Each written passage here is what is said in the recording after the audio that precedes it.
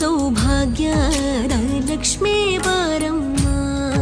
ನಮ್ಮಮ್ಮ ನೀ ಸೌಭಾಗ್ಯದ ಲಕ್ಷ್ಮೀ ಬಾರಮ್ಮ. ನಮ್ಮಮ್ಮ ನೀ ಸೌಭಾಗ್ಯದ ಲಕ್ಷ್ಮೀ ಬಾರಮ್ಮ. ನಮ್ಮಮ್ಮ ನೀ ಸೌಭಾಗ್ಯದ ಲಕ್ಷ್ಮೀ ಬಾರಮ್ಮ.